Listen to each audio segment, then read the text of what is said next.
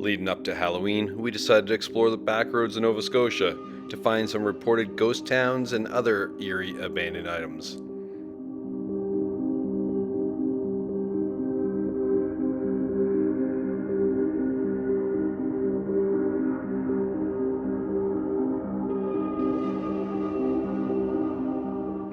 Coming across signs like these, we weren't too sure how far we'd get with our goal, but we pursued on.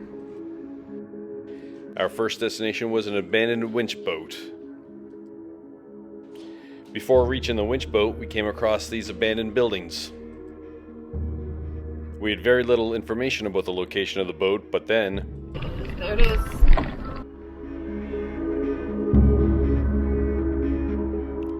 Winch boats such as this one were used to move logs from one side of the lake to the other.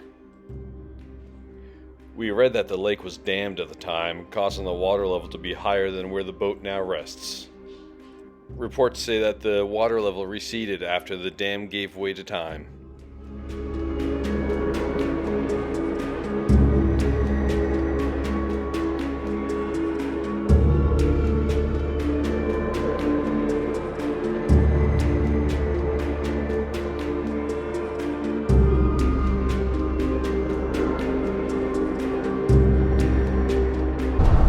Having some fun exploring some back roads in Annapolis Valley yesterday, but unfortunately ran out of daylight before we could continue the exploration. So we're returning back today, trying to find the Electric City, also known as New France, Nova Scotia. Although not spooky, crossing this bridge was a little bit scary.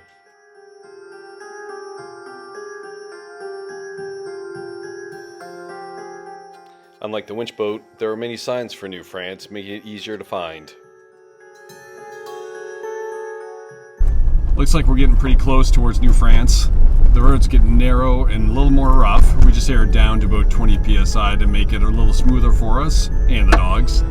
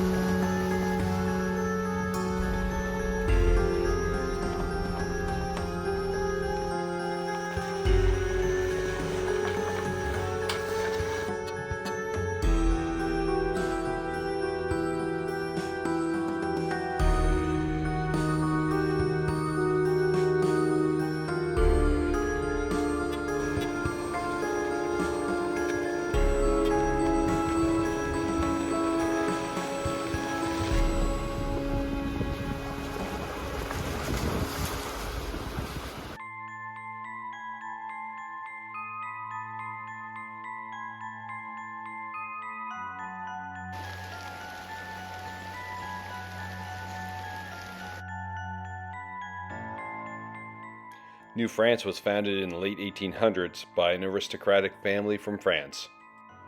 The settlement was established around the lumber trade. The adjacent river was dammed to power the sawmill, and they built a railway to Weymouth, the nearest port, to ship the product. New France became known as the Electric City, as the mill created power to light the settlement, some 20 years before neighboring communities were able to do so.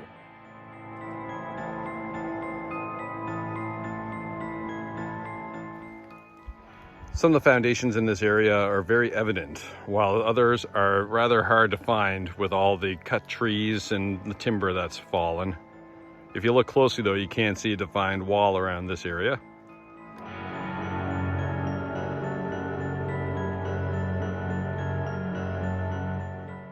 We found this one foundation off on its own down by the lake.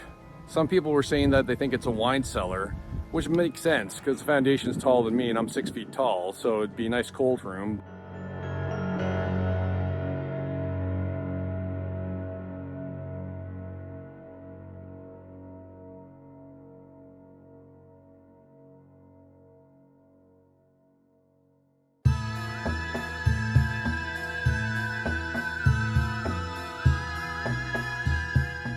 New France was abandoned when lumber prices fell after the First World War. The land became property of Bowater Mersey Paper Company, and in 1994 it was bought by J.D. Irving Limited. The area was maintained as a natural park by Irving as part of the company's Unique Areas program. Evidence of the natural park is present, with multiple fire pits and the remains of former signage.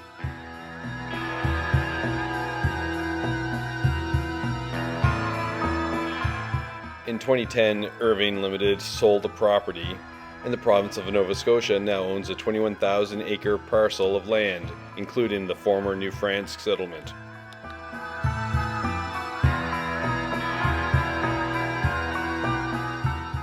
As we were leaving the ghost town, fog started rolling in the logging roads, creating an eerie scene.